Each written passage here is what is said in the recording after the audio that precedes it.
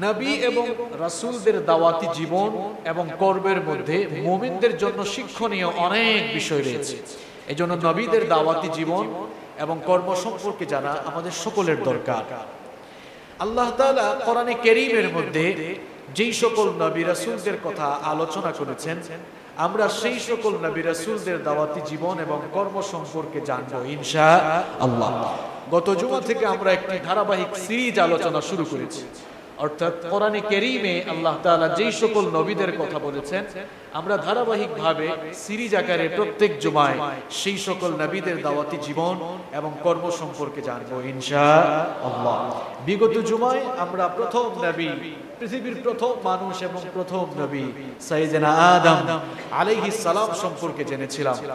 আজ আমরা আদম আলাইহিস সালামের ইন্তেকালের পরে আল্লাহ তাআলা পৃথিবীতে যাকে নবুয়ত এবং রিসালাত দিয়ে পাঠিয়েছিলেন, অর্থাৎ সাইয়েদনা নূহ আলাইহিস সালামের ব্যাপারে জানবো ইনশাআল্লাহ। সম্মানিত মুসল্লিবৃন্দ, আলোচনা শুরুর আগে জেনে আপনাদের জানা দরকার যে নূহ আলাইহিস সালামকে আল্লাহ তাআলা কখন দুনিয়ায় পাঠালেন। নূহ আলাইহিস সালামকে আল্লাহ তাআলা এমন এক বৈরী পরিস্থিতিতে দুনিয়াতে পাঠিয়েছিলেন যখন তার সম্প্রদায়ের লোকেরা শিরক আর কুফরির অতল গহ্বরে নিপতিত ছিল। একটু লক্ষ্য করে শুনেন, আদম আলাইহিস সালামের যুগের সকল মানুষ তাওহীদের অনুসারী ছিল এবং সকল মানুষ একই উম্মতের অন্তর্ভুক্ত ছিল। যেই কথা আল্লাহ তাআলা কোরআনের 2 নম্বর সূরা সূরাতুল বাকারা এর 213 নম্বর আয়াতে বলছেন, কানান নাসু উম্মাতাও ওয়াহিদা, সকল মানুষ একই উম্মতের অন্তর্ভুক্ত ছিল। আদম আলাইহিস সালামের জামানায় সকল মানুষ তাওহীদের অনুসারী ছিল এবং সকল মানুষ একই উম্মতের অন্তর্ভুক্ত ছিল। আদম আলাইহিস সালামের শরীয়তের অধিকাংশ বিধানই ছিল পৃথিবীর আবাদকরণ এবং মানবীয় প্রয়োজনাদির সাথে সম্পৃক্ত। আদম আলাইহিস সালামের ইন্তেকালের পর কালের বিবর্তনে মানুষের মধ্যে শিরক, কুফর এবং কুসংস্কারের অনুপ্রবেশ ঘটে।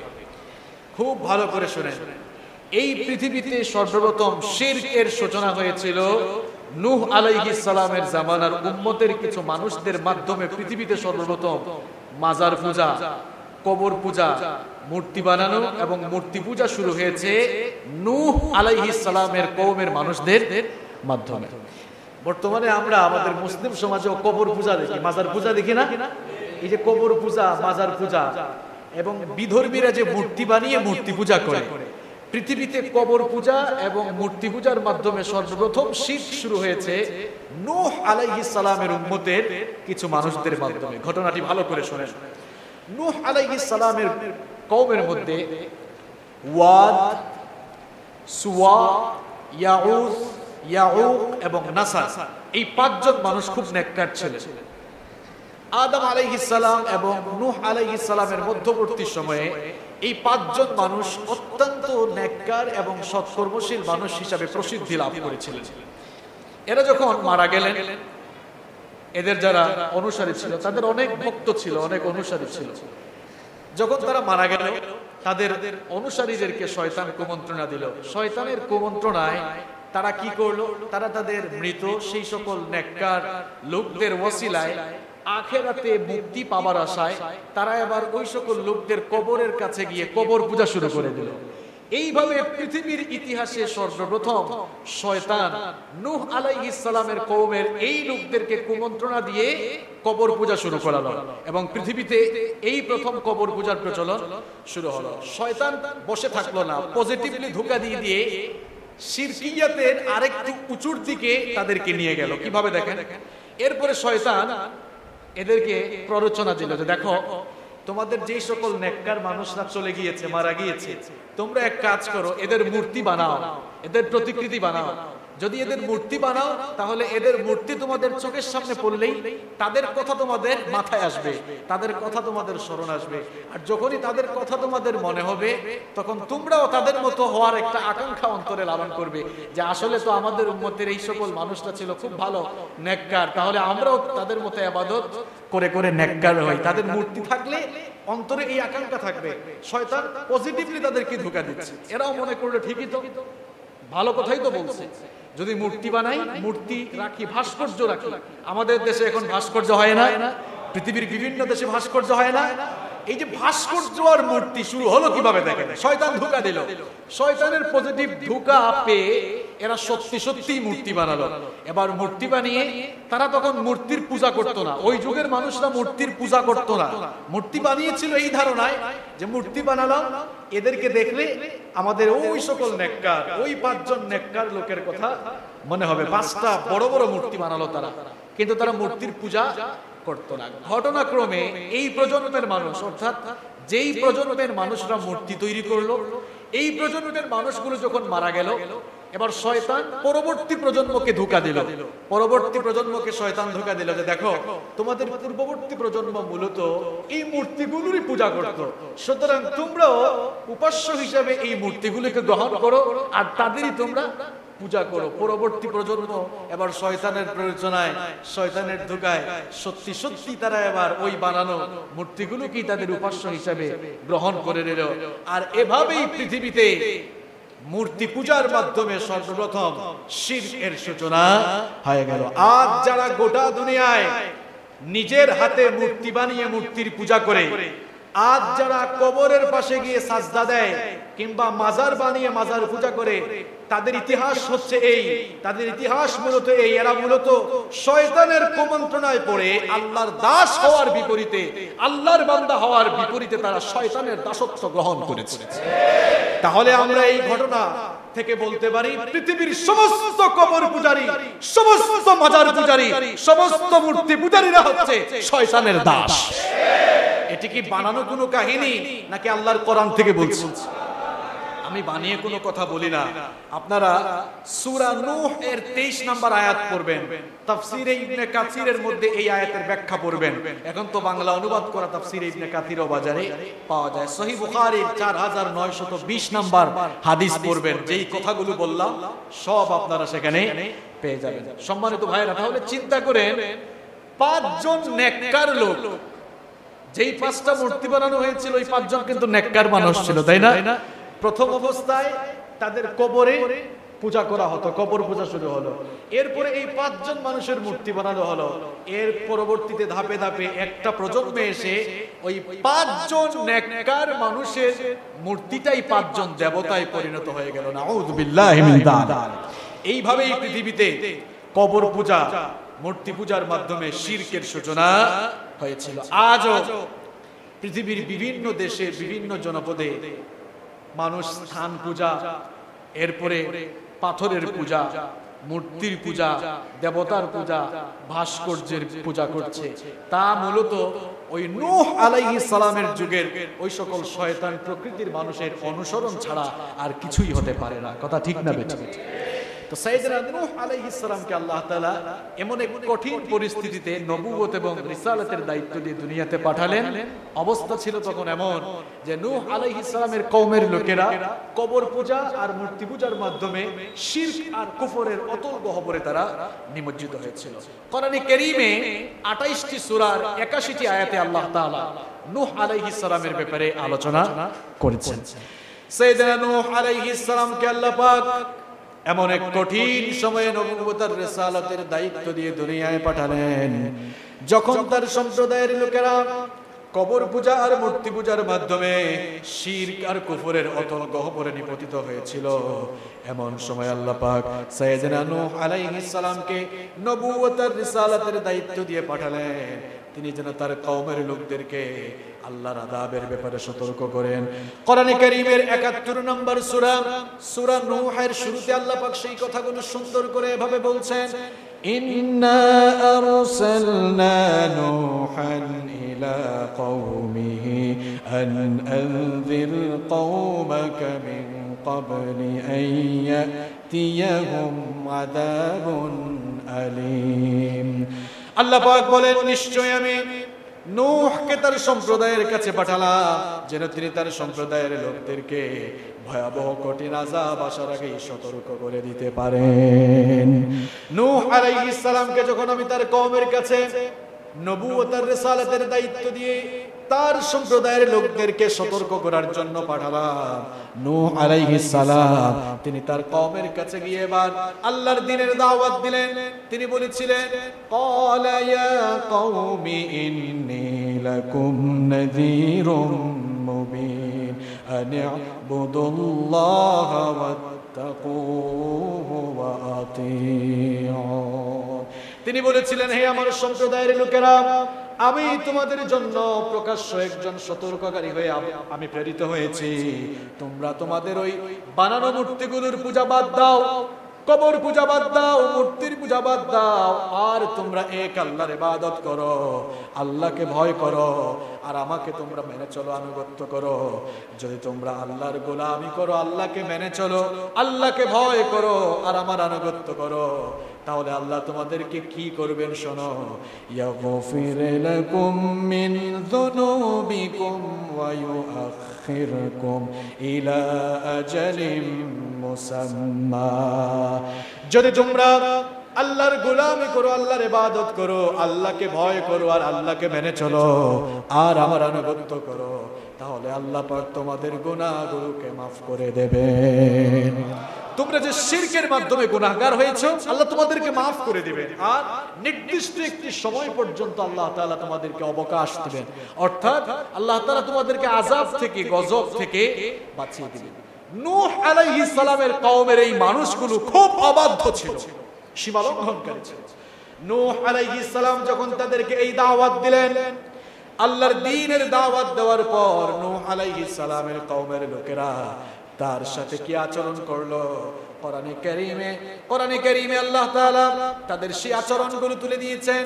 কোরআনে কারীমের 26 নম্বর সূরা সূরাতুশ শুআরা এর 105 থেকে 107 নম্বর আয়াতে আল্লাহ বললেন, كذبت قوم نوح المرسلين إذ قال لهم أخوهم نوح ألا تتقون إني لكم رسول أمين। আল্লাহ পাক বলছেন যে নূহ আলাইহিস সালামের সম্প্রদায়ের লোকেরা তাকে অস্বীকার করলো, তাকে মিথ্যা বলে প্রতিপন্ন করলো। যখন তিনি তাদেরকে বললেন, আল্লাহকে ভয় করো, আমি তোমাদের কাছে একজন বিশ্বস্ত রাসূল হিসেবে আবির্ভূত হয়েছি, যখন রিসালাতের দাওয়াত দিলেন, নবুয়তের দাওয়াত দিলেন, তারা অস্বীকার করলো। নূহ আলাইহিস সালামকে তারা মিথ্যাবাদী বলল। নূহ আলাইহিস সালামের মতো উলুল আজমি মিনার রাসূলকে তারা মিথ্যাবাদী বলে আখ্যায়িত করলো। এখানেই তারা ক্ষান্ত হলো না। নূহ আলাইহিস সালামের মতো এত বড় মাপের পয়গম্বরকে তারা এবার পাগল বলল, হুমকি ধামকি দেওয়া শুরু করলো। কোরআনে কারীমের 54 নম্বর সূরা সূরাতুল কমারের 9 নম্বর আয়াতে আল্লাহ পাক সেই কথাগুলো তুলে দিলেন। كذبت قبلهم قوم نوح فكذبوا عبدنا وقالوا مجنون وازدجر। আল্লাহ তাআলা বললেন যে তারা নূহকে অস্বীকৃতি জানালো, অস্বীকার করলো, মিথ্যাবাদী বলে প্রতিপন্ন করলো, আর তারা বলল ওয়াকালু মাজনুন ওয়াজদুজর, এই লোকটা পাগল ছাড়া আর কিছুই নয়। নাউযু বিল্লাহি মিন। প্রিয় ভাইরা, আজও পৃথিবীর বহু জনপদে আল্লাহর দ্বীন কায়েমের কর্মীদেরকে বিভিন্ন অপবাদ দেওয়া হয়, আল্লাহর দ্বীনের দায়ীদেরকে বহু অপবাদ দেওয়া হয়, কাউকে কাউকে ধর্ষণকারী বানানো হয়, লুণ্ঠনকারী বানানো হয়, মানবতার দুশমন বানানো হয়। এই যে অপবাদ, এই যে ঠাট্টা, উপহাস, ষড়যন্ত্র, এই যে নীল নকশা, এগুলো আজকে নতুন কোনো বিষয় নয়। যত যুগে আল্লাহর দ্বীনের দাওয়াত ছিল, আল্লাহর দ্বীনপন্থী মানুষগুলোর সাথে দ্বীন বিরোধীদের ষড়যন্ত্র ছিল, দ্বীন বিরোধীদের দ্বন্দ্ব ছিল, ঠিক কি না? নূহ আলাইহিস সালাম তার কওমের কাছে দাওয়াত উপস্থাপন করলেন। তার কওমের লোকেরা কি ফুলের মালা দিল? কথা কন না কেন? ওয়েলকাম করেছে? আহা, নবীরা দাওয়াত দিয়েছেন, কোন নবী তার কওমের কাছ থেকে শুভেচ্ছা স্বাগতম পান না। আমরা এখন বহু মানুষ দাওয়াত দেই, এখন আমাদের পেছনে অনেকে মিছিল দেয়, তাই না? ফুলের মালা দেয়। কেউ কেউ তো আবার বলে আসলে আমরা হিকমত খাটাইয়া দাওয়াত দিই, তো এজন্য আমাদের বিরুদ্ধে কেউ কোনো কথা বলে না। নবীরা কি আপনার চেয়ে হিকমত কম বুঝতেন নাকি? কথা বলেন না কেন? নবীরা হিকমত কম বুঝতেন না?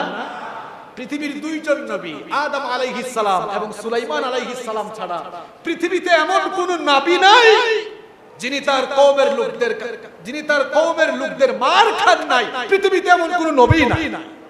আল্লাহু আকবার। কি মনে করেছেন আপনি পৃথিবীতে দুইজন নবী ছাড়া এমন কোন নবী নাই যারা তাদের কওমের লোকদের হাতের মার খান নাই? আল্লাহু আকবার।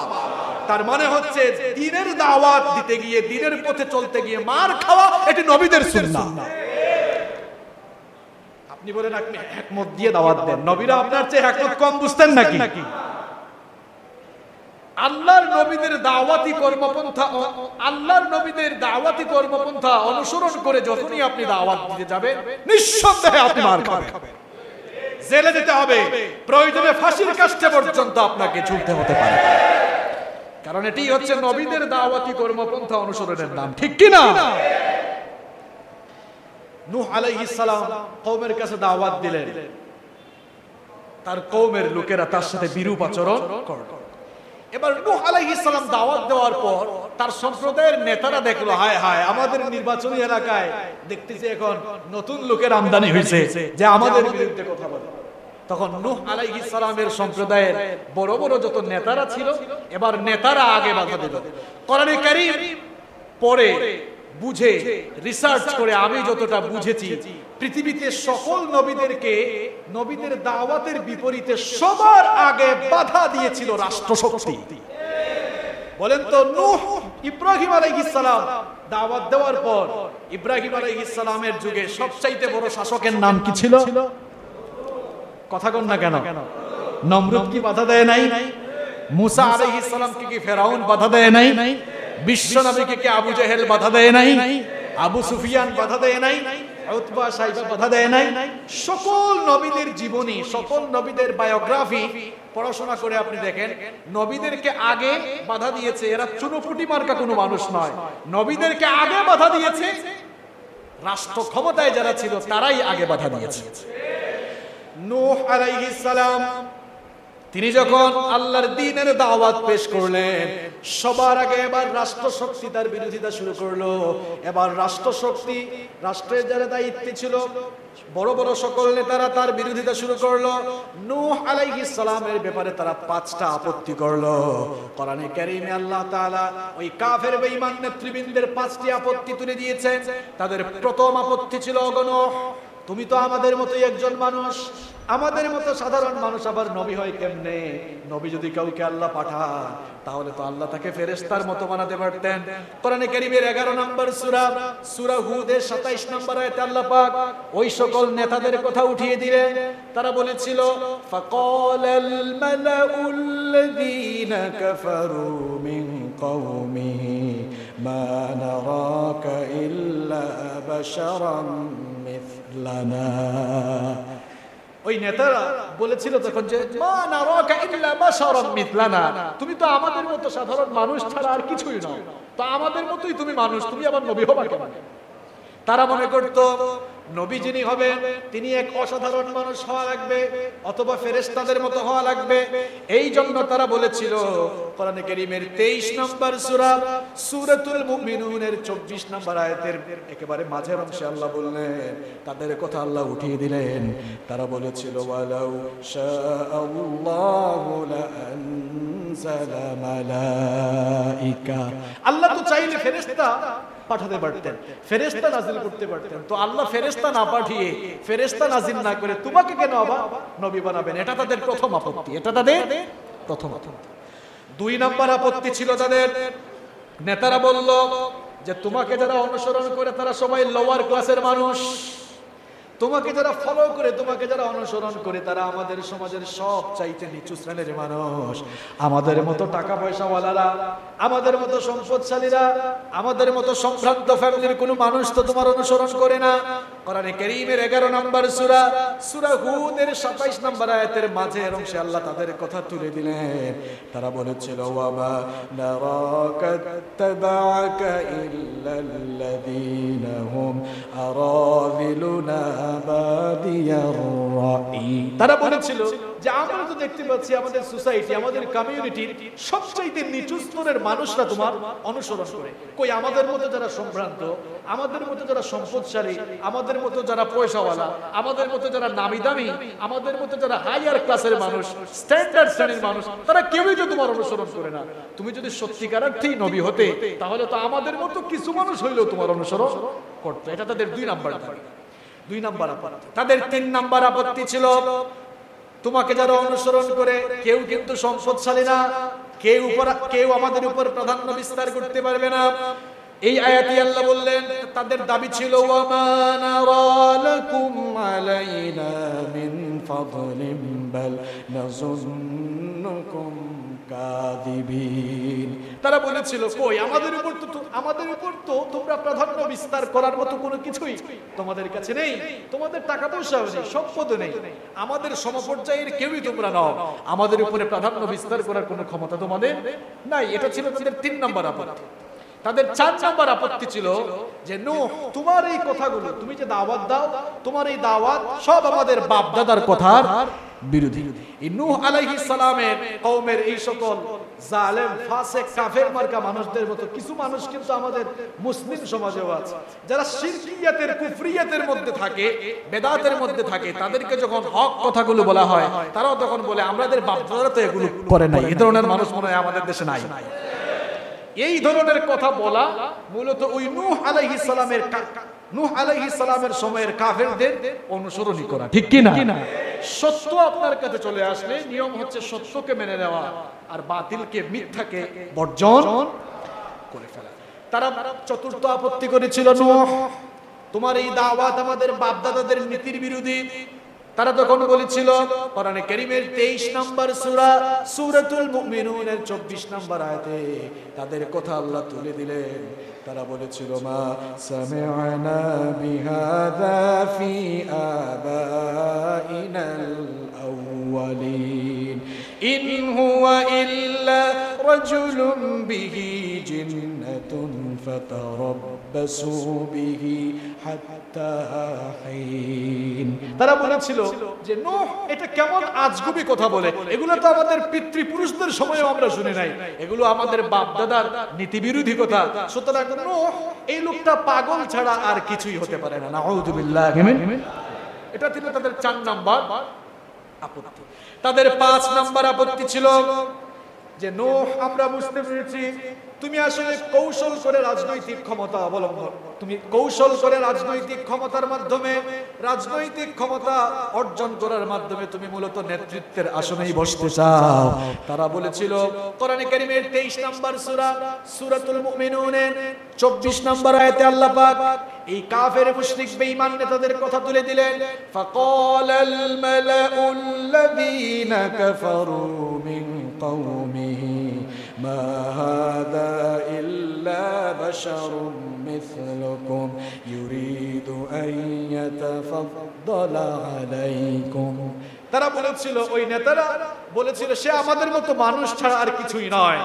ইউরিদু আন ইয়াতাফাদ্দালা আলাইকুম, সে মূলত আমাদের উপরে কর্তৃত্ব খাটাতে চায়, সে মূলত আমাদের উপরে নেতৃত্ব খাটাতে চায়, সে মূলত ক্ষমতা গ্রহণ করতে চায়। প্রিয় ভাইয়েরা, এই 5টি আপত্তি পৃথিবীতে সকল নবীর যুগেই কাফের মুশরিকরা করেছিল, বিশেষ করে নেতারা, নেতৃস্থানীয় লোকেরা করেছিল। আর এই 5 নম্বর আপত্তিটা যুগে যুগে পৃথিবীর সকল দিন বিরোধীরা, দিনপন্থী মানুষদেরকে দিয়েছে এই অপবাদটা, এবং কিয়ামত পর্যন্ত এটা দিবে। যখন এই দিনপন্থী মানুষরা আল্লাহর দ্বীনের দাওয়াত দেয়, তখন এই কাফের মুশরিকদের উত্তরসূরি এরাও ওই কাফের মুশরিকদের সাথে সুর মিলিয়ে তারাও বলে এরা আসলে দ্বীনের দাওয়াত দেয়, এরা আসলে দ্বীনের আন্দোলন করে কিংবা ধর্ম নিয়ে রাজনীতি করে, এরা আসলে ক্ষমতায় যাওয়ার জন্য রাজনীতি করে। এরকম মানুষ আছে না নাই?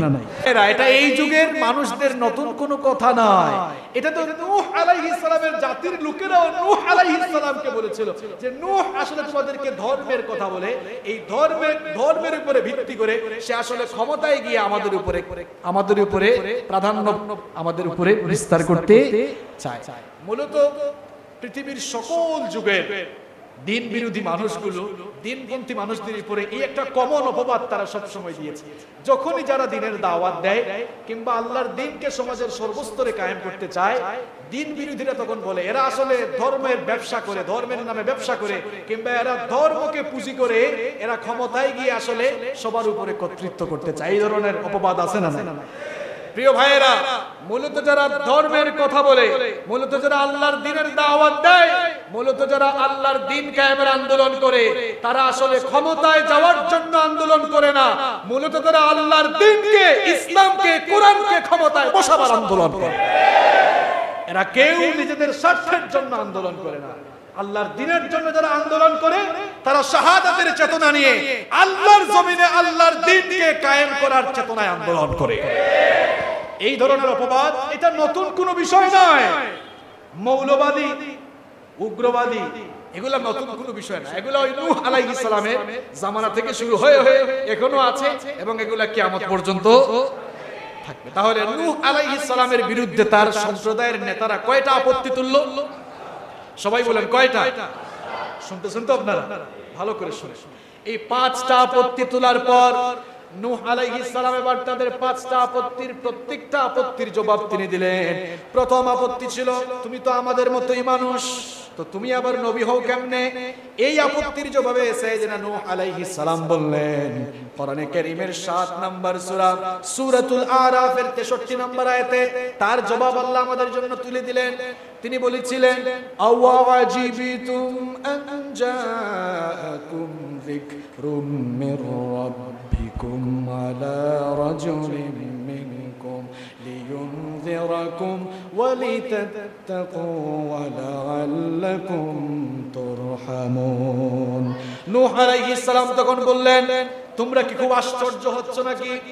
তোমরা কি খুব অবাক হয়ে যাচ্ছ নাকি যে তোমাদের মধ্য থেকে, তোমাদের রবের পক্ষ থেকে, তোমাদের মধ্য থেকে এক ব্যক্তির কাছে আল্লাহর পক্ষ থেকে উপদেশ আসে, আর তিনি এর মাধ্যমে তোমাদেরকে সতর্ক করেন, তিনি এর মাধ্যমে তোমাদেরকে আল্লাহর ভয় প্রদর্শন করেন। এই জন্য কি তোমরা অবাক হচ্ছ নাকি? তিনি আরো বলেছিলেন, কোরআনে কারীমের 21 নম্বর সূরা হুদের 28 নম্বর আয়াতে আল্লাহ তুলে দিলেন, নূহ আলাইহিস সালাম তাদেরকে বলেছিলেন, ক্বালা ইয়া কওমি আরাআইতুম ইন কুনতা আলা বাইয়িনাতিন মির রাব্বি ওয়া আতানি রাহমাতান মিন ইনদিহি ফাউম্মিয়াত আলাইকুম আনুলজিমুকুমুহা ওয়া আনতুম লাহা কারিহুন। নূহ আলাইহিস সালাম তার সম্প্রদায়ের লোকদেরকে বলেছিলেন, তোমরা কি মনে করো, তোমরা কি ভেবেছো নাকি আমার উপরে যে বাইয়িনাত আল্লাহর পক্ষ থেকে আসে, আর আমাকে আল্লাহ পাক যে রহমত দিয়েছেন, আমাকে যে আল্লাহ পাক রহমত দিয়েছেন, এর ব্যাপারে যদি তোমরা অন্ধ হও কিংবা এই ব্যাপারটি যদি তোমাদের কাছে গোপন থাকে, তাহলে তোমাদের উপরে তো তোমাদের পছন্দের কোনো বিপরীত আমি চাপিয়ে দিতে পারি না। মূলত আমি আল্লাহর কাছ থেকে তোমাদের জন্য নবী হিসাবে প্রেরিত হয়েছি। তিনি প্রথম আপত্তির জবাব দিয়ে দিলেন। এরপরে তাদের 2 নম্বর আপত্তি ছিল যে তোমার যারা অনুসরণ করে তারা তো খুব নিচু শ্রেণীর মানুষরা। এই আপত্তির জবাবে তিনি বললেন, কোরআনে কারীমের 21 নম্বর সূরা হুদের 29 এবং 30 নম্বর আয়াতে আল্লাহ বললেন, হুদ আলাইহিস সালাম তখন বললেন, ওয়া মা আনা বিতারিদিল্লাযীনা আমানু ইন্নাহুম মুলাকু রাব্বিহিম ওয়ালাকিন্নী আরাকুম কওমান তাজহালুন। তিনি তার সম্প্রদায়ের লোকদেরকে বললেন, যেই সকল লোকেরা আমার অনুসরণ করে আমি তো তাদেরকে তাড়িয়ে দিতে পারি না, আমি তো তাদেরকে আমার কাছ থেকে তাড়িয়ে দিতে পারি না। ওয়া ইয়া কওমি মাইয়ানসুরুনি মিনাল্লাহি ইন তারাদতুহুম আফালা তাযাক্কারুন। আমি যদি এদেরকে তাড়িয়ে দেই তাহলে আল্লাহর পাকড়াও থেকে, আল্লাহর আযাব থেকে কে আমাকে বাঁচাবে? সুতরাং আমি তো তাদেরকে তাড়িয়ে দিতে পারি না। আল্লাহু আকবার। এরপরে তাদের 3 নম্বর আপত্তি ছিল যে আমাদের উপরে তো তোমাদের কোনো প্রাধান্য আমরা লক্ষ্য করি না, তো যারা তোমার অনুসরণ করে এদের তো কারোরই টাকা পয়সা নাই, এদের কিছুই নাই। তাদের এই আপত্তির জবাবে সাইয়েদনা নূহ আলাইহিস সালাম বলেছিলেন, কোরআনে কারীমের 11 নম্বর সূরা সূরা হুদের 31 নম্বর আয়াতে আল্লাহ তাআলা জবাব তুলে দিলেন, ওয়ালা আকুলু লিল্লাযীনা তাজদারি আয়ুনুকুম লা ইউতিয়াহুমুল্লাহু খায়রা। তিনি তখন বলেন, আমি তো এই কথা বলতে পারি না যে আল্লাহ তাদেরকে কল্যাণ দিবেন না, আল্লাহ তাদেরকে উত্তম কিছু দিবেন না। অবশ্যই আল্লাহ তাআলা তাদেরকে উত্তম কিছু দিবেন, কারণ তোমাদের কাছে মনে হয় দুনিয়াই সব, কিন্তু যারা ঈমান এনেছে, ঈমান হচ্ছে মানুষের জীবনের সবচাইতে বড় সম্পদ। কথা ঠিক না বেঠিক? আপনার প্রচুর টাকা পয়সা, গাড়ি বাড়ি, ইন্ডাস্ট্রি আছে, এত সম্পদ, সম্পদের অভাব নাই, কিন্তু ঈমান নামক মূল্যবান সম্পদ আপনার কাছে নাই। এই ধন সম্পদের কোনো দাম আছে? দুনিয়ার এই ধন সম্পদের কোনো দাম আছে? এজন্য একজন মুমিনের জীবনের সবচাইতে দামি দৌলত, সবচাইতে দামি সম্পদের নাম হচ্ছে ঈমান। সবচেয়ে দামি সম্পদের নাম কি? নূহ আলাইহিস সালাম এই নেতাদেরকে বললেন, তোমরা মনে করছো এদের কোনো সম্পদ নাই, কিন্তু আল্লাহর দৃষ্টিতে, আমার দৃষ্টিতে সবচাইতে সেরা সম্পদ ঈমান তাদের কাছে আছে। এবং এই সবচেয়ে দামি নিয়ামত, দামি সম্পদ ঈমান থাকার কারণে আল্লাহ তাআলা তাদেরকে দুনিয়া আখিরাতে সফলতা দান করবেন। সুবহানাল্লাহ। এরপরে তাদের 4 নাম্বার আপত্তি ছিল যে তুমি তো আমাদের বাপ দাদাদের নীতির বিরোধী আসলে কথা বলো, তুমি তো পথভ্রষ্ট লোক, গোমরা লোক। এই কথার জবাবে তিনি বলেছিলেন, কোরআনে কারীমের 7 নাম্বার সূরা সূরাতুল আরাফের 61 এবং 62 নাম্বার আয়াতে আল্লাহ তার জবাবগুলো আমাদের জন্য উঠিয়ে দিলেন। তিনি বলেছিলেন, ক্বালা ইয়া কওমি লাইসা বি দালালাতুন ওয়ালাকিন্নী রাসূলুম মির রাব্বিল আলামিন। তিনি বলেছিলেন, হে আমার সম্প্রদায়ের লোকেরা, আমি পথভ্রষ্ট নই, আমার মধ্যে কোনো ভ্রষ্টতা নেই, আমার মধ্যে কোনো গুমরাহি নেই, বরং আমি বিশ্বজাহানের প্রতিপালক সেই আল্লাহর পক্ষ থেকে রাসূল হিসেবে প্রেরিত হয়েছি। সুবহানাল্লাহ। আমার দায়িত্ব কি, আমি কি করি তোমরা শোনো। উবাল্লিগুকুম রিসালাতি রাব্বি ওয়া আনসাহু লাকুম ওয়া আ'লামু মিনাল্লাহি মা লা তা'লামুন। আমি আমার রবের পক্ষ থেকে রিসালাতের দায়িত্ব আঞ্জাম দেই, আর আমি আমার রবের বাণীগুলো তোমাদের কাছে পৌঁছাই, আর আল্লাহর পক্ষ থেকে আমি এমন কিছু বিষয় জানি যেগুলো তোমরা জানো না। সুবহানাল্লাহ। 4টা আপত্তির জবাব দিলেন। এরপরে তাদের 5 নাম্বার আপত্তি ছিল, তুমি আসলে ক্ষমতা দখল করতে চাও, তুমি মূলত নেতৃত্বের অভিলাষী, তুমি মূলত নেতৃত্ব চাও, ক্ষমতা গ্রহণ করতে চাও, এই জন্য আমাদের জনগণকে তুমি বিভ্রান্ত করছো। তাদের এই আপত্তির জবাবে নূহ আলাইহিস সালাম তখন বললেন, কোরআনে কারীমের 26 নম্বর সূরা সূরাতুশ শুআরা এর 109 নম্বর আয়াতে আল্লাহ তার জবাব তুলে দিলেন, ওয়া মা আসআলুকুম আলাইহি মিন আজরিন ইন আজরিয়া ইল্লা আলা রাব্বিল আলামিন। আল্লাহ। তিনি বললেন যে আমি যেই কাজ আঞ্জাম দিচ্ছি, আমি যে দাওয়াত দিচ্ছি, এটি নেতৃত্বের জন্য নয়, এটি ক্ষমতা দখলের জন্য নয়, আমি এই জন্য তোমাদের কাছে কিংবা দুনিয়ার কারো কাছে কোনো বিনিময়ে চাই না, বরং আমার এই নবুয়ত আর রিসালাতের দায়িত্বের জন্য, এই কাজের জন্য কেবলমাত্র বিশ্বজাহানের প্রতিপালক আল্লাহর কাছেই আমি প্রতিদান কামনা করি। সুবহানাল্লাহ। 5টি আপত্তির জবাব দিয়ে দিলেন। কাফের মুশরিক নেতা যারা ছিল কিছুটা এবার নার্ভাস হয়ে গেল, বিচলিত হয়ে গেল। নূহ আলাইহিস সালাম তার দাওয়াতি কাজ থামান না। অপরদিকে ওই কাফের বেঈমানরাও কিন্তু বসে নাই, তারাও নূহ আলাইহিস সালামের বিরুদ্ধে তারা ধাপে ধাপে ক্রমান্বয়ে ষড়যন্ত্রের পর ষড়যন্ত্র তারা করতে লাগলো। আল্লাহ তাআলা কোরআনে কারীমে এই ব্যাপারে বলেছেন যে তারা ধাপে ধাপে নূহ আলাইহিস সালামের বিরুদ্ধে ষড়যন্ত্র করেছিল। প্রিয় ভাইয়েরা, আল্লাহর দ্বীনের পথ এটা ফুল বিছানো নয়, এটা ফুল বিছানো পথ নয়। আল্লাহর দ্বীনের পথ, দ্বীন কায়েমের আন্দোলনের পথ, এটি কাটাই বিছানো পথ, ঠিক কি না? আপনি দ্বীনের পথে চলবেন, সফরি খাবেন, কলা খাবেন, এরকম দ্বীন কায়েমের পথ, দ্বীনের পথ এত ফুল বিছানো নয়। দ্বীনের পথটা খুব কাটা বিছানো পথ। এখানে বালা আছে, মুসিবত আছে, এখানে জুলুম নির্যাতন আছে, জেল আছে, জুলুম আছে, এখানে ফাঁসিও আছে, ঠিক কি না? এটা এত সহজ কোনো পথ নয়। নবীরা এত সহজেই দাওয়াত খেয়ে খেয়ে, পোলাও খুরমা খেয়ে, বিরিয়ানি খেয়ে, জিলাপি খেয়ে খেয়ে দাওয়াত দেন না। নবীরা একদিকে দাওয়াত দিয়েছেন, অপর দিকে মার খেয়েছেন, ঠিক কি না? দাওয়াতের পথে তো সহজ নয়, রক্তাক্ত পিচ্ছিল সেই পথ। এরা থামে না, ষড়যন্ত্রের পর ষড়যন্ত্র করে। অপরদিকে আল্লাহর নবী সাইয়েদনা নূহ আলাইহিস সালাম উলুল আজমি মিনার রাসূল, তিনিও ফ্রাস্ট্রেট হন না, তিনিও বিচলিত হন না। ষড়যন্ত্রের পরে ষড়যন্ত্র, তারপরেও তিনি থামেন না।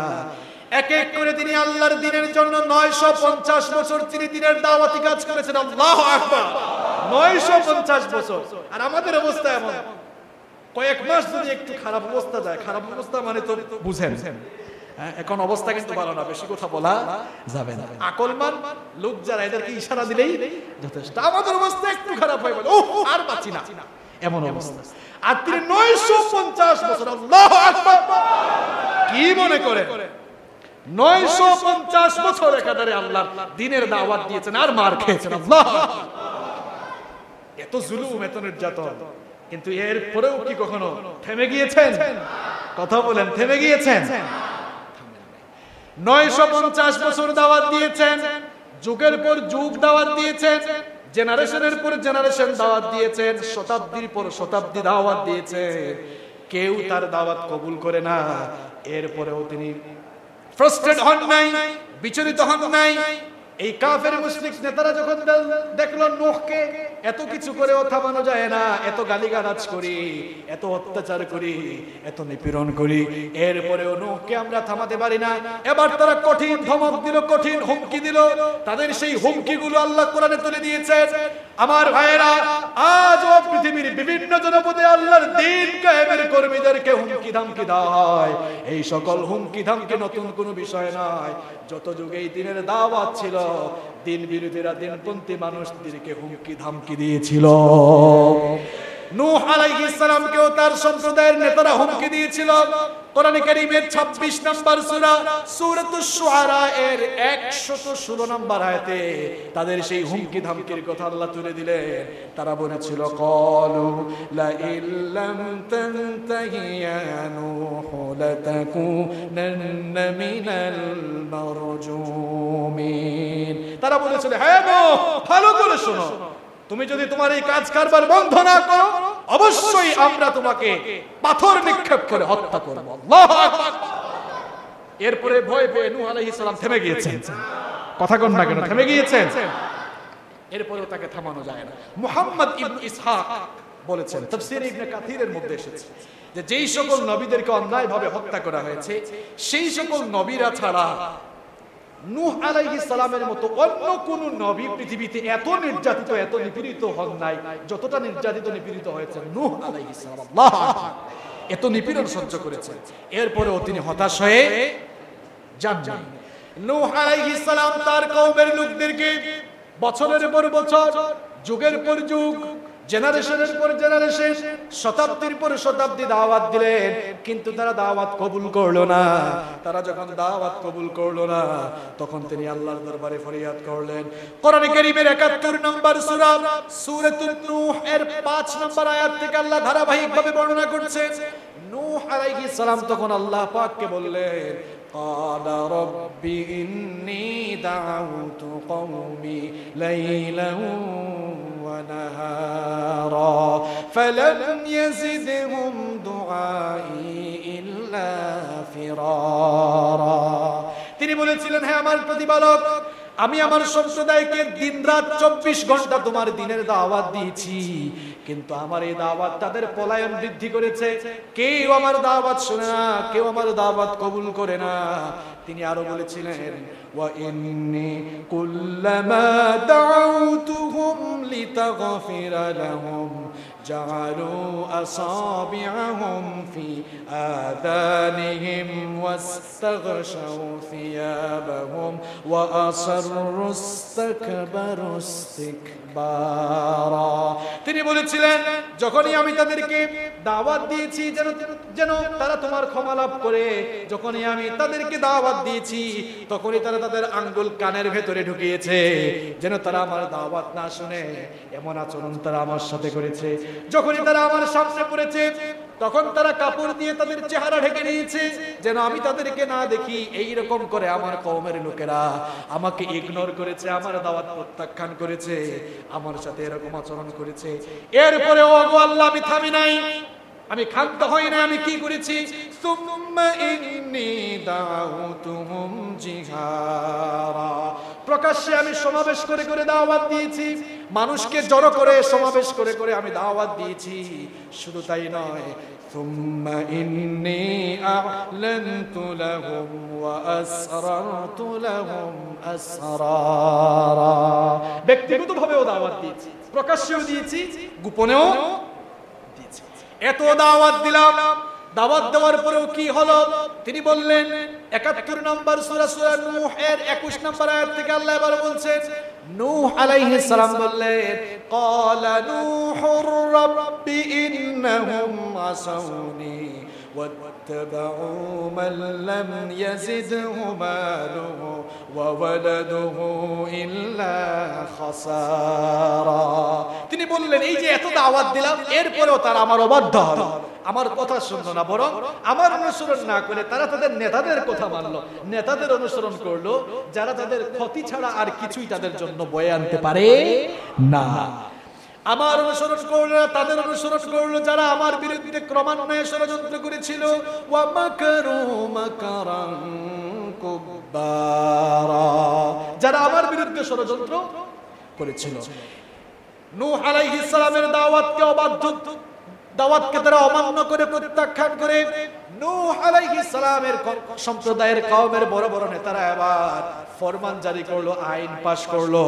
তারা এবার বলল, ওয়াকালু লা তাযারুন্না আলিহাতাকুম ওয়ালা তাযারুন্না ওয়াদ্দান ওয়ালা সুওয়া'আন ওয়ালা ইয়াগুসা ওয়া ইয়াউকা ওয়া নাসরা। নেতারা বলল যে খবরদার, নূহ এর কথা শুনে তোমরা ওয়াদ, সুওয়া, ইয়াগুস, ইয়াউক এবং নাসর নামক মূর্তির পূজা তোমরা, দেবতার পূজা তোমরা বাদ দিয়ে দিও না। তারা নিজেরা পথভ্রষ্ট হলো, গোমরাহ হলো এবং তাদের কওমের লোকদেরকেও তারা গোমরাহ বানালো। এই যখন অবস্থা, কেউ যখন নূহ আলাইহিস সালামের দাওয়াত কবুল করে না, উল্টো আরো নূহ আলাইহিস সালামের উপরে তখন তারা সীমাহীন বর্ণনীয় জুলুম নির্যাতন বাড়িয়ে দিল। এবার আল্লাহর নবী নূহ আলাইহিস সালাম আল্লাহর কাছে তার কওমের জন্য বদদুয়া করলেন। কোরআনে কারীমের 71 নম্বর সূরা সূরা নূহ এর 26 নম্বর আয়াত থেকে আল্লাহ সেই কাহিনী বর্ণনা করছেন। নূহ আলাইহিস সালাম তার সম্প্রদায়ের লোকদের দ্বারা সীমাহীন অবর্ণনীয় জুলুম নির্যাতনের সম্মুখীন হওয়ার পর যখন কেউ তার দাওয়াত কবুল করে না, বরং উল্টো তারা সীমাহীন আর বরং উল্টো তারা সীমা লঙ্ঘন আর নাফরমানির চরম পর্যায়ে পৌঁছে গেল, তখন তিনি আল্লাহর দরবারে তাদের জন্য বদদুয়া করলেন। তিনি বললেন, রব্বি লা তাযার আলাল আরদি মিনাল কাফিরিনা দাইয়ারা। হে আমার রব, এই কাফেরদের আন্ডা বাচ্চা একটাকেও আপনি অবশিষ্ট রাখবেন না, এদের বংশ শুদ্ধা আপনি নির্মূল করে দেন। আল্লাহু আকবার। একজন নবী কোন পর্যায়ে গেলে পরে তার কওমের জন্য বদদুয়া করেন, একটু চিন্তা করে দেখেন। কোন অবস্থায় গেলে পরে তার কওমের জন্য বদদুয়া করেন? আমরা জানি সকল নবীরাই তার কওমের জন্য বদদুয়ার পরিবর্তে দোয়া করেছেন, কিন্তু নূহ আলাইহিস সালামের কওমের এই লোকগুলি ছিল চরম টাইপের ফাজিল। এরা খুব অবাধ্য ছিল, খুবই সীমালঙ্ঘনকারী এবং বিদ্রোহী ছিল। নূহ আলাইহিস সালামের সাথে তারা এমন আচরণ করেছে যা পৃথিবীর অন্য কোনো জাতির মানুষ তাদের নবীদের সাথে করে নাই। নূহ আলাইহিস সালাম আল্লাহর কাছে এবার ফরিয়াদ করলেন, আল্লাহ এদের আন্ডা বাচ্চা শুদ্ধ সবগুলোকে তুমি ধ্বংস করে দাও। ইন্নাকা ইন তাযরহুম ইউদিল্লু ইবাদাকা ওয়া লা ইয়ালিদু ইল্লা ফাজিরান কাফফারা। তিনি আবার বললেন যে যদি এদেরকে বংশশুদ্ধ নির্মূল না করো, এদের আন্ডা বাচ্চা যেগুলো থাকবে দেখা যাবে এরাও মানুষকে গোমরা করছে, এবং এরা যেগুলোকে জন্ম দিবে এগুলাও সবগুলা তাদের মতো হবে, এরাও সবগুলা কাফের হবে, ঠিক কি না? এজন্য বললেন, আল্লাহ আন্ডা বাচ্চা শুদ্ধ সবগুলাকে নির্মূল করে দাও। নূহ আলাইহিস সালাম যখন দোয়া করলেন, বদদুয়া করলেন, দোয়া আল্লাহ কবুল করলেন। আবার গজব আছে না নাই? কোরআনে কারীমে যে কয়েকটি জাতির ধ্বংসের কাহিনী আল্লাহ ডিটেইলস আলোচনা করেছেন, তার মধ্যে একটি জাতি হচ্ছে নূহ আলাইহিস সালামের জাতি। এই জাতিকে আল্লাহ তাআলা বন্যার মাধ্যমে, মহাপ্লাবনের মাধ্যমে সমূলে বংশ শুদ্ধ আল্লাহ তাআলা নির্মূল করে দিয়েছিলেন, এবং এই কাহিনী আল্লাহ তাআলা পবিত্র কোরআনে কারীমে ডিটেইলস আলোচনা করেছেন। নূহ আলাইহিস সালাম যখন তার কওমের এই সীমা লঙ্ঘনকারী লোকদের ব্যাপারে বদদুয়া করলেন। তিনি যখন বললেন আল্লাহ এই সকল লোকদেরকে তুমি সমূলে ধ্বংস করে দাও, এবার আল্লাহর পক্ষ থেকে গজব চলে আসলো। আল্লাহ পাক তখন সাইয়েদনা নূহ আলাইহিস সালামকে অর্ডার করলেন। কোরআনে কারীমের 11 নম্বর সূরা হুদের 37 নম্বর আয়াতে আল্লাহ বর্ণনা করছেন, ওয়াসনাইল ফুলকা বিআয়ুনিনা ওয়া ওয়াহয়িনা ওয়া লা তুখাতিবনি ফিল্লাযীনা যালামু ইন্নাহুম মুগরাকুন। আল্লাহ তাআলা বললেন যে নূহ নৌকা বানাও, কিস্তি বানাও। পৃথিবীতে সর্বপ্রথম নৌকা বানিয়েছিলেন সাইয়েদনা নূহ আলাইহিস সালাম। সুবহানাল্লাহ। নূহ আলাইহিস সালামের আগে পৃথিবীতে কেউ আর নৌকা বানায় নাই। নৌকা কিভাবে বানাতে হয় এর আগে কেউ সেটা জানতো না। এখন তো নৌকা আছে, আছে না? এখন তো নৌকা আছে, জাহাজ আছে, লঞ্চ আছে, এখন নৌকা মার্কাও তো আছে, তাই না? এখন সবকিছু আছে। তো নৌকা সর্বপ্রথম বানালেন সাইয়েদনা নূহ আলাইহিস সালাম। আল্লাহ তাআলা বললেন যে নূহ নৌকা বানাও, ওয়া ওয়াহয়িনা, আমি যেভাবে ওহী করব, আমি যেভাবে বলবো, আমি এর নির্মাণ কৌশলী, আমি এর নির্মাণ কৌশলী এবং পদ্ধতি যেভাবে বলবো সেই পদ্ধতি, সেই পন্থা অবলম্বন করে, সেই কর্মকৌশল অবলম্বন করে নৌকা বানাও। আর সময় যখন চলে আসবে, ওয়ালা তুখাতিবনি ফিল্লাযীনা যালামু, জালেমদের ব্যাপারে আমার কাছে আর সুপারিশ করো না, কারণ ফয়সালা হয়ে গিয়েছে, ইন্নাহুম মুগরাকুন, এদেরকে আমি মহাপ্লাবনের মাধ্যমে শেষ করব, এদেরকে ডুবিয়ে ডুবিয়ে আমি মারব। সিদ্ধান্ত, এই সিদ্ধান্ত নিয়েছেন কে? আল্লাহ বললেন নৌকা বানাও। এবারে নূহ আলাইহিস সালাম নৌকা বানানো শুরু করলেন। নূহ আলাইহিস সালামের সম্প্রদায়ের সেই লোকেরা আবার নৌকা বানানো দেখে উপহাস শুরু করলো। তারা বলেছিল, ওয়ায়াসনাউল ফুলকা ওয়া কুল্লামা মাররা আলাইহি মাদাউম মিন কওমিহি সাখিরু মিন।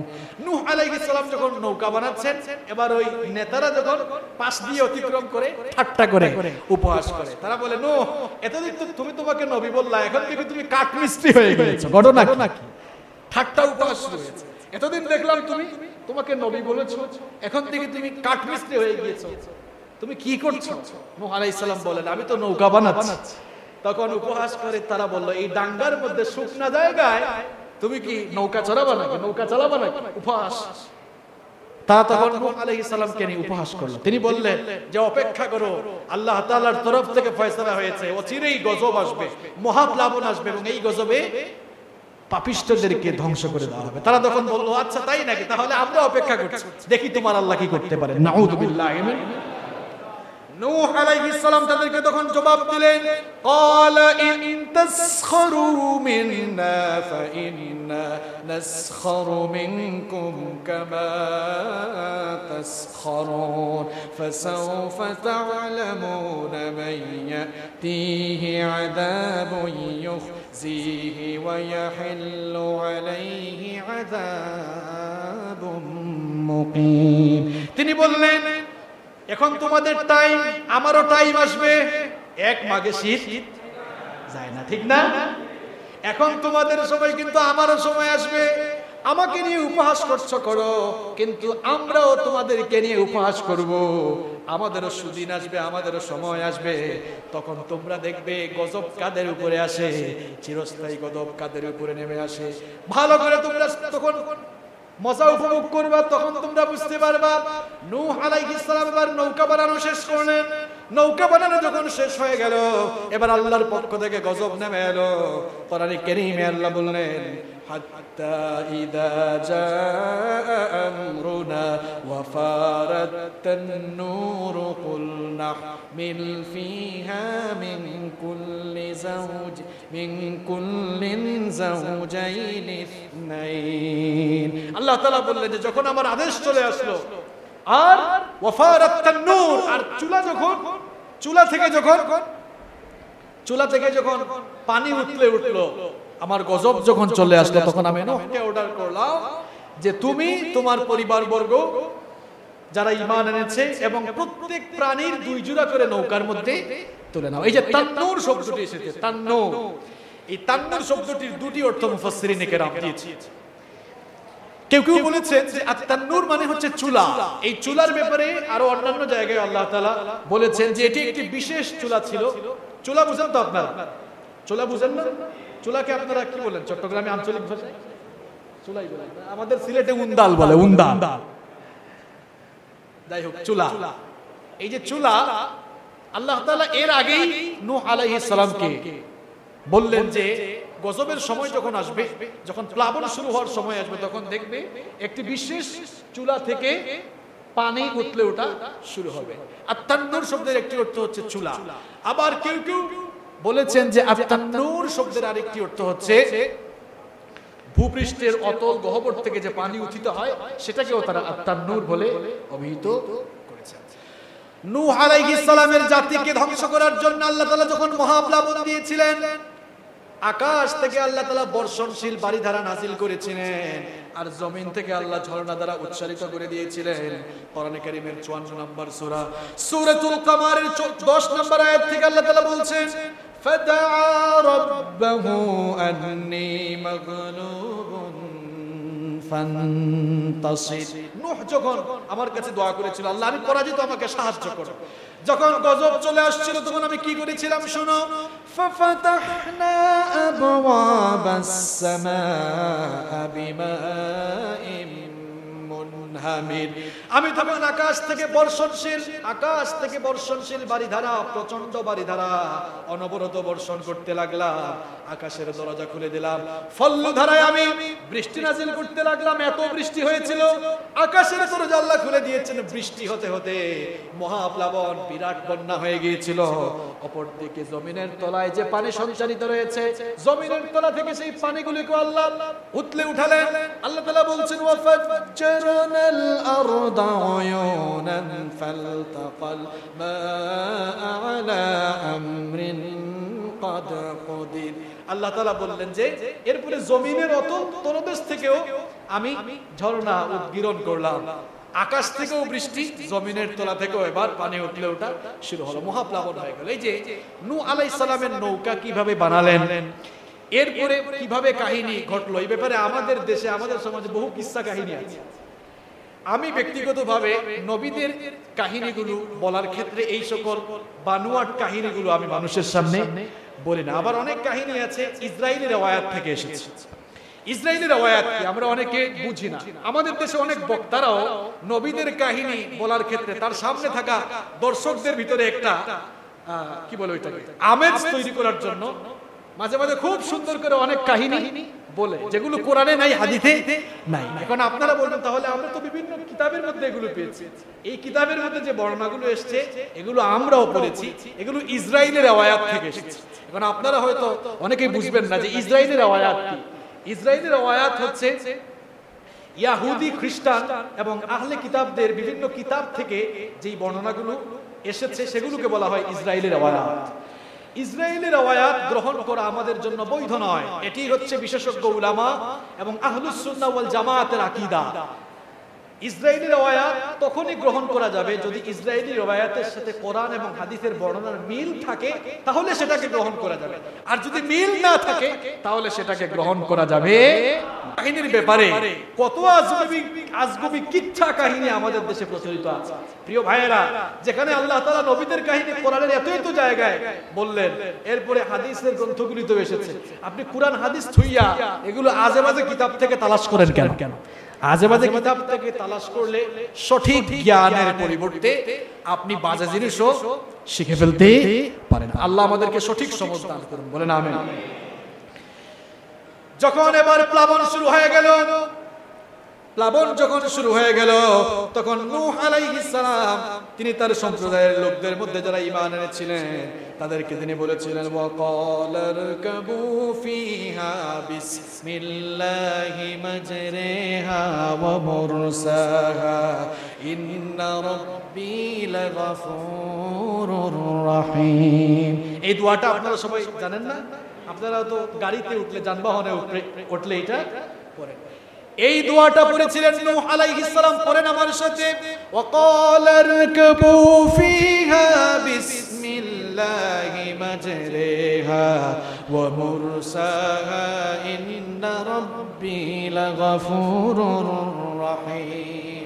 তিনি বললেন যে তোমরা আল্লাহর নামে এটাতে উঠো, আল্লাহর নামেই এই নৌকা চলবে এবং আল্লাহর নামেই সেটা থামবে।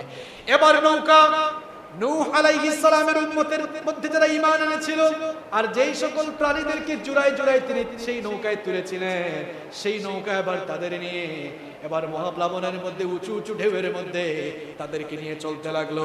নূহ আলাইহিস সালামের 4টা সন্তানের মধ্যে একটা সন্তান কাফের ছিল, নূহ আলাইহিস সালামের স্ত্রীও কাফের ছিল, নূহ আলাইহিস সালামের এক সন্তানও কাফের ছিল, সে কাফেরদের দলে যোগ দিয়েছিল, নৌকায় উঠে নাই।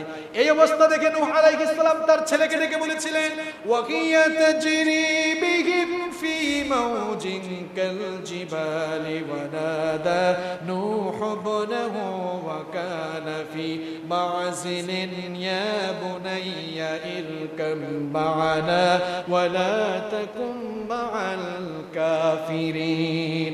আল্লাহ পাক বলেন, এরপরে নৌকা যখন তাদেরকে তরঙ্গমালার মধ্য দিয়ে তাদেরকে নিয়ে যখন চলতে লাগলো, তখন নূহ আলাইহিস সালাম তার ছেলেকে দেখে বললেন, হে আমার ছেলে, তুমি কেন নৌকায় উঠছো না? গজব থেকে তুমি যদি বাঁচতে চাও, নৌকায় আমাদের সাথে আরোহণ করো, নৌকায় ওঠো, নইলে গজব থেকে বাঁচতে পারবা না, এই কাফেরদের সঙ্গে তুমি একত্রিত হয় না। তার ছেলে তখন বলেছিল, ক্বালা সাআবি ইলা জাবালিন ইয়াসিমুনি মিনাল মাই ক্বালা লা আশিমাল ইয়াওমা মিন আমরিল্লাহ ইল্লা মান রাহিমা ওয়া হালা বাইনাহুমাল মাওজু ফাকানা মিনাল মুগরাকিন। সে বলেছিল, আমার বাবা, নৌকায় ওঠা লাগবে না, নৌকায় আরোহণ করা লাগবে না, বরং আমি কোনো একটি উঁচু পাহাড়ে গিয়ে অবস্থান করব, পাহাড় আমাকে এই প্লাবনের পানি থেকে বাঁচাবে, বন্যার পানি থেকে বাঁচাবে। এই কথা শুনে নূহ আলাইহিস সালাম তখন বললেন, আজকে কেউ আল্লাহর আযাব থেকে কাউকে বাঁচাতে পারবে না, আল্লাহ যাদের উপরে দয়া করবে সেই সকল মানুষ ছাড়া আল্লাহর আযাব থেকে আজ কেউ বাঁচতে পারবে না। কেউ আজকে বাঁচতে পারবে? নূহ আলাইহিস সালামের কথা শুনে তারা বাধ্য, তার এই কাফের সন্তান নৌকায় উঠল না, যার কারণে সেও নিমজ্জিতদের অন্তর্ভুক্ত হয়ে গেল। আল্লাহ তাআলা এই মহাপ্লাবন দিয়ে নূহ আলাইহিস সালামের এই সীমালঙ্ঘনকারী অবাধ্য জাতিকে ধ্বংস করে দিলেন। সমূলে গোষ্ঠী শুদ্ধা, আন্ডা বাচ্চা শুদ্ধা সবগুলাকে আল্লাহ ধ্বংস করে দিলেন। নূহ আলাইহিস সালামকে নিয়ে সেই নৌকা এবার জুদি পাহাড়ে গেল। জুদি পাহাড়ে নৌকা ভিড়ার পরে প্লাবন এবার আল্লাহ পাক থামিয়ে দিলেন। এবার আল্লাহ পাক আকাশ আর জমিনকে অর্ডার করলেন, ওয়াকিলা ইয়া আরদু বুলঈ মাআকি ওয়া ইয়া সামাই আকলিঈ ওয়া গীদাল মাউ ওয়া কুদিয়াল আমরু ওয়াস্তাওয়াত আলাল জুদি ওয়া কিলা বু'দাল লিল কওমিজ যালিমিন। আল্লাহ আকাশকে অর্ডার করলেন, আকাশ তুমি এবার থামো, তোমার বাড়ি ধারা বর্ষণ করা এবার থামাও। জমিনকে বললেন, এবার পানি উঠলে ওটা থামিয়ে দাও। আল্লাহর আদেশ মানতে আকাশ এবং জমিন বাধ্য কিনা বলেন? আকাশ জমিন আল্লাহর অর্ডার মানলো। এবার মহাপ্লাবনের সমাপ্তি ঘটলো। আর নূহ আলাইহিস সালামের সেই নৌকা জুদি পাহাড়ে গিয়ে গেল। জুদি সেই পাহাড়টি আজকেও বিশ্বে এই নামেই পরিচিত রয়েছে। এটি নূহ আলাইহিস সালামের মূল আবাসভূমি ইরাকের মুসেল নগরীর উত্তরে অবস্থিত ইবনে ওমর দ্বীপের অদূরে আর্মেনিয়া সীমান্তে এটি অবস্থিত। এটি একটি পর্বতমালার অংশ হিসেবে সকলের জানা। এর অপর নাম হচ্ছে আরায়াত পর্বত নামেও এটা পরিচিত রয়েছে। এবার নৌকা তাদেরকে নিয়ে জুদি পাহাড়ে ঠেকলো। জুদি পাহাড়ে যখন নৌকা ঠেকলো, নূহ আলাইহিস সালাম তার ছেলের ব্যাপারে আল্লাহর কাছে একটু সুপারিশ করলেন।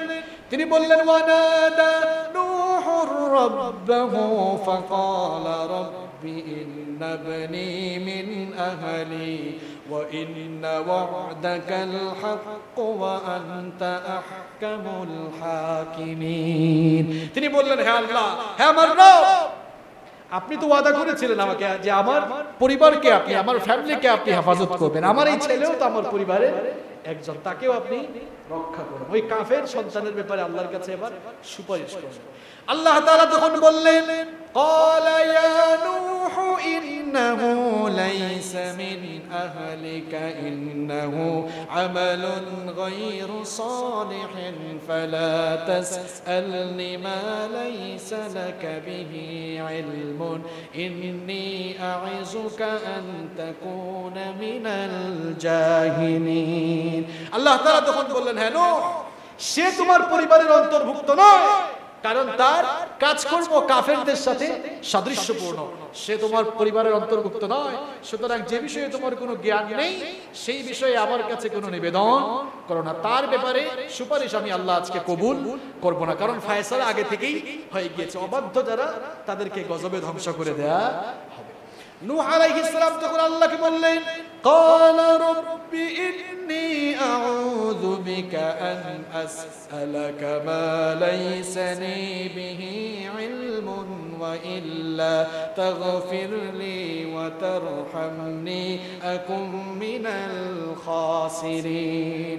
তিনি তার ভুল বুঝতে পারেন আর বললেন, আল্লাহ, আমি যে বিষয়টি না জেনে তোমার কাছে চেয়ে ফেলছি, সুপারিশ করে ফেলেছি, দয়া করে তুমি আমাকে মাফ করে দাও। আমি এর থেকে আশ্রয় চাই। তুমি যদি আমাকে ক্ষমা না করো, রহম না করো, মাফ না করো, তাহলে তো আমি খাসিরিন, ক্ষতিগ্রস্তদের অন্তর্ভুক্তকারী হয়ে যাব। তার সন্তানের ব্যাপারেও আল্লাহ তাআলা তার এই দোয়া কবুল করলেন না। আজকাল আমাদের দেশে কিছু পীর সাহেব আছেন যারা বলেন, তোমাদের কোনো চিন্তা নাই, তোমাদের কোনো চিন্তা নাই, আমার জাহাজ আছে, জাহাজ দিয়ে তোমাদেরকে কিয়ামতে পার করাইয়া দিব। নূহ আলাইহিস সালামের জাহাজ দিয়েও, নৌকা দিয়েও তার ছেলে, কাফের ছেলেকে পার করতে পারলেন না। আপনি আবার কোন পীর যে আপনার মুরিদকে আপনি পার করে দিবেন? এই ফাইজলামে পেয়েছেন কোথায়?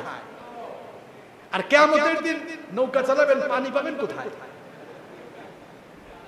হ্যাঁ, পানি পাবেন কোথায়? সূর্য তো 1 মাইল কিংবা 2 মাইল উপরে নেমে আসবে, জমিন তামার জমিন হয়ে যাবে। ওই তামার জমিনের উপর থেকে নৌকা চালাবেন নাকি? মানুষকে আর কত বিভ্রান্ত করবে, আর আপনারাও আর কত বিভ্রান্ত হবে। আল্লাহ এই জাতির লোকদেরকে হেদায়াত দাও, আল্লাহ এই জাতির লোকদেরকে সঠিক বুঝ দান করো। যেখানে নবী তার ছেলেকে বাঁচাতে পারেন না, নবী কোন নবী? উলুল আজমি মিনার রাসূল নূহ আলাইহিস সালাম, তার ছেলের ব্যাপারেও তার সুপারিশ আল্লাহ কবুল করলেন না। তো কোন পীর আপনাকে বাঁচাবে? আমল ছাড়া কেউ আপনাকে বাঁচাতে পারবে? সুজা কথা, কোন পীর কাউকে বাঁচাতে পারে না। আপনার নেক আমলই আপনাকে বাঁচাতে।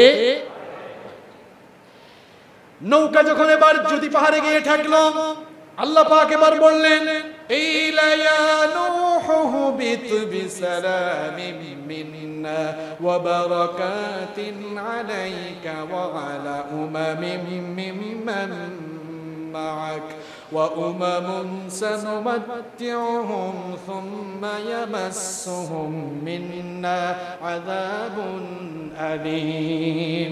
বলা হলো এবার, হ্যাঁ নূহ, এবার তুমি আর তোমার সাথে যারা এসেছে, তোমার উম্মত, তাদেরকে নিয়ে শান্তি আর বরকত সহকারে তুমি নেমে যাও, আমি তোমাদেরকে নিয়ামত দান করব। সুবহানাল্লাহ। নূহ আলাইহিস সালামের কওমের খুব অল্প সংখ্যক মানুষ, কতজন ঈমান আনছিল এই ব্যাপারে কোরআন হাদিসে সুস্পষ্ট কোনো বর্ণনা নাই। কেউ কেউ বলেছেন 40 জন পুরুষ, কেউ বলেছেন 40 জন নারী, মোট 80 জন, কেউ বলেছেন 120 জন, এভাবে মতভেদ আছে।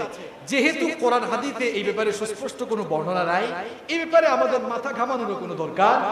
কোরআনে জাস্ট এতটুকু এসেছে, কোরআনে জাস্ট এতটুকু এসেছে যে তার কওমের খুব অল্প সংখ্যক মানুষ, ইল্লা কালিল, খুব অল্প সংখ্যক মানুষ ঈমান এনেছিল। সুতরাং আমাদেরও ঈমান এতখানিতে থাকুক যে আল্লাহ বলছেন খুব অল্প আনছিল, সেই সংখ্যাটা কত ছিল সেটা ভালো জানেন কে? আল্লাহ। তো যারা ঈমান আনলো, আল্লাহ তাদেরকে বাঁচিয়ে দিলেন। এজন্য নূহ আলাইহিস সালাম নতুন আরেকটি পৃথিবী পেলেন। এজন্য তাকে দ্বিতীয় আদম বলা হয়, থানি আদম বলা হয়। তাকে থানি আদম কেন বলা হয়? কারণ এই অবাধ্য যারা ছিল সবগুলোকে আল্লাহ মহাপ্লাবন দিয়ে আন্ডা বাচ্চা সুদ্ধা শেষ করলেন। শুধুমাত্র ঈমানদাররা, ঈমানদারদের মধ্যে কিছু সংখ্যক মানুষ বেঁচে রইল। তিনি এক নতুন পৃথিবী পেলেন, এই জন্য তাকে থানি আদম বলা হয়। এই যে নূহ আলাইহিস সালামের দাওয়াতি জীবন আজকে আমরা আলোচনা করলাম। নূহ আলাইহিস সালামের জীবন, দাওয়াতি জীবন এবং কর্ম সম্পর্কে আমরা জানলাম। এখানে এই কাহিনী শুনে, কিসসা শুনে শুধু মজা পেলে হবে না, উপভোগ করলে চলবে না।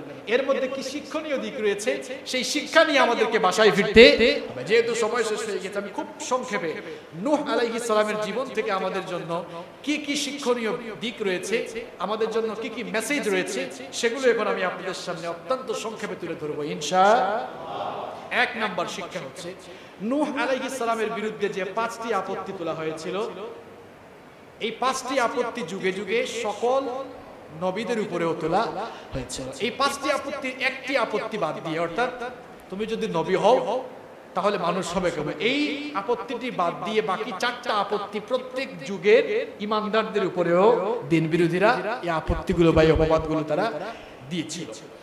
এরপরে নূহ আলাইহিস সালামের জীবন থেকে আমাদের জন্য 2 নাম্বার শিক্ষা হচ্ছে যে সুদীর্ঘকাল পর্যন্ত তিনি তার কওমের কাছে দ্বীনের দাওয়াত দিলেন, কেউ তার দাওয়াত কবুল করল না, উল্টো তার উপরে অবর্ণনীয় সীমাহীন জুলুম নির্যাতন চালানো হলো। এরপরেও কি তিনি নিরাশ হয়ে গিয়েছেন? এখান থেকে আমাদের জন্য শিক্ষা হচ্ছে, আল্লাহর দ্বীনের পথে আমরা যতদিন থাকবো আমরাও যেন নিরাশ হয়ে না যাই। আল্লাহ আমাদেরকে কবুল করুন। 3 নম্বর শিক্ষা হচ্ছে যে নবী পরিবারের সদস্য হওয়া সত্ত্বেও তার স্ত্রী এবং তার সন্তান 2 জন কাফের হওয়ার কারণে নবী পরিবারের সদস্য, কিন্তু ঈমান না থাকার কারণে তারা বাঁচতে পারেন নাই। সুতরাং এখান থেকে শিক্ষা হলো, আপনার বাপ যদি বড় বুজুর্গ হন, আপনার পীর সাহেব যদি বড় বুজুর্গ হন, আপনার মা বাবা যদি ভালো মুসলমান হন, আপনার যদি ঈমান না থাকে, ভালো আমল না থাকে, আপনি বাঁচতে পারবেন না, জান্নাতে যেতে পারবেন না। এটি হচ্ছে নূহ আলাইহিস সালামের জীবনী থেকে আমাদের জন্য 3 নম্বর শিক্ষা। নূহ আলাইহিস সালামের জীবনী থেকে আমাদের জন্য 4 নম্বর শিক্ষা হচ্ছে, ঈমান হচ্ছে দুনিয়ার সবচেয়ে বড় সম্পদ। টাকা পয়সা, গাড়ি বাড়ি, ইন্ডাস্ট্রি, এগুলো বড় সম্পদ নয়।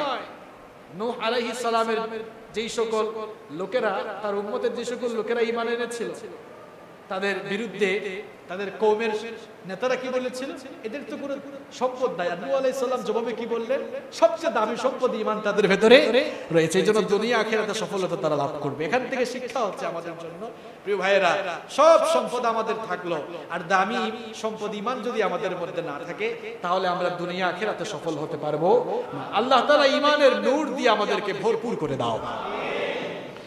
নূহ আলাইহিস সালামের জীবনী থেকে আমাদের জন্য 5 নাম্বার শিক্ষা হলো যে সমাজে ঈমানহীন, আমলহীন নেতাদেরকে খুশি করার জন্য দুর্বল ঈমানদারদেরকে তাড়িয়ে দেওয়া যাবে না, কিংবা তাদের থেকে মুখ ফিরিয়ে নেওয়া যাবে না। এটি হচ্ছে 5 নাম্বার শিক্ষা। নূহ আলাইহিস সালামের জীবনী থেকে আমাদের জন্য 6 নাম্বার শিক্ষা হচ্ছে যে আমরা জানলাম যে নূহ আলাইহিস সালামের যুগ থেকেই কবর পূজা আর মূর্তি পূজা শুরু হলো। একজন ঈমানদার হিসাবে, মুমিন হিসাবে আমরাও যেন সব সময় কবর পূজা, ভাস্কর্যের পূজা, মূর্তির পূজা, এগুলো থেকে আমরা যেন দূরে থাকতে পারি। আল্লাহ যেন আমাদেরকে হেফাজত করেন, আল্লাহ আমাদেরকে যেন হেফাজত করেন, বলেন আমিন। 7 নাম্বার শিক্ষা হলো যে সমাজের নেতারা পথভ্রষ্ট থাকলে ওই সমাজের ঈমানদাররা সবচেয়ে বেশি নির্যাতন, নিপীড়নের সম্মুখীন হয়, যেমনটা হয়েছিল নূহ আলাইহিস সালামের জামানায়। সুতরাং নেতারা যদি ভুল পথে চলে, সংখ্যাগরিষ্ঠ ঈমানদারদের সমাজে ওই ধরনের মানুষকে নেতাও বানানো যাবে না। এই ব্যাপারে আমাদেরকে সতর্ক থাকতে হবে। নূহ আলাইহিস সালামের জীবনী থেকে 8 নম্বর শিক্ষা হচ্ছে, নূহ আলাইহিস সালাম বিপদ থেকে বাঁচার জন্য শুধু আল্লাহর কাছে দোয়া করেন নাই, শুধু দোয়াই করে শেষ করেন না যে আল্লাহ বিপদ থেকে বাঁচাও, গজব দাও, বরং তার জন্য চেষ্টাও করেছেন। আল্লাহ তাকে দিয়ে নৌকাও বানিয়েছেন। সুতরাং আমরা যখন আমাদের উপরে বালা মুসিবত আসবে, শুধু দোয়া করেই বসে থাকলে হবে না, কেমনে এই বিপদ থেকে বের হওয়া যায় তার উপায়ও খুঁজে বের করতে হবে। 9 নম্বর শিক্ষা হচ্ছে যে দুনিয়ার প্রাচুর্য থাকা সত্ত্বেও জালেমরা যুগে যুগে নিন্দিত হয়, জালেমরা কখনো নন্দিত হতে পারে না, যেমনটা নিন্দিত হয়েছিল নূহ আলাইহিস সালামের যুগের কাফের মুশরিকরা। 10 এবং সর্বশেষ শিক্ষা হচ্ছে যে যারাই জুলুম করবে, এই জুলুমের একদিন অবসান হবেই হবে। যারাই জুলুম করবে, জুলুমের একদিন অবসান হবেই হবে। আর মাজলুমদেরকে আল্লাহ তাআলা নাজাত দিবেন, এই ওয়াদা কার? যেই আল্লাহ তাআলা নূহ আলাইহিস সালামের জাতিকে এক মহা প্লাবন দিয়ে ধ্বংসের অসল গহ্বরে নিপতিত করলেন, আন্ডা বাচ্চা সুদ্ধা দুনিয়া থেকে বিদায় করে দিলেন, সেই আল্লাহ এখন আর নাই। থাকলেও মনে হয় পাওয়ার আর আগের মতো নাই। আছে? বিশ্বাস হয়? আল্লাহ তাআলার নির্ধারিত সময় আসলে আল্লাহ কাউকে ছাড় দেন না। আল্লাহ তাআলা জালেমদেরকে জুলুম করার জন্য নির্ধারিত একটি সময় পর্যন্ত তাদেরকে ছেড়ে দেন, তাদেরকে পাকড়াও করেন না, আল্লাহ ছাড় দেন, কিন্তু আল্লাহ ছেড়ে দেন। আল্লাহ ছাড় দিলেও আল্লাহ কিন্তু ছেড়ে দেন না। যখন আল্লাহ তাআলার নির্দিষ্ট সেই সময় চলে আসে, তখন এই সকল জালেমদেরকে আল্লাহ তাআলার পাকড়াও থেকে দুনিয়ার কেউ বাঁচাতে পারে না। সুতরাং নিরাশ হওয়া যাবে না, হতাশ হওয়া যাবে না। মুমিনদের অভিভাবক কে? মুমিনদেরকে হেফাজত করবেন কে? নূহ আলাইহিস সালামের জীবন থেকে এই 10টি শিক্ষা আপনাদের সামনে তুলে ধরলাম। এই 10টি শিক্ষা যেন আমরা আমাদের জীবনে কাজে লাগাতে পারি। আল্লাহ তাআলা আমাকে সহ আপনাদের সকলকে সেই তৌফিক দান করুন। আগামী জুমায় আমরা আদ এবং সামুদ জাতি ধ্বংসের কাহিনী নিয়ে আলোচনা করব। আদ এবং সামুদ এই দুই জাতিকে আল্লাহ তাআলা আরো 2টি গজব দিয়ে ধ্বংস করেছিলেন, যাদের কাছে হুদ আলাইহিস সালাম এবং যাদের কাছে সালেহ আলাইহিস সালাম এসেছিলেন। আগামী জুমায় সে ব্যাপারে আমরা জানবো ইনশাআল্লাহ। হাদা মা ইনদি ওয়াল ইলমু ইনদাল্লাহ। আসসালামু আলাইকুম ওয়া রাহমাতুল্লাহ। আলোর পথে 24 24 ঘন্টা শুধু ইসলাম প্রচার।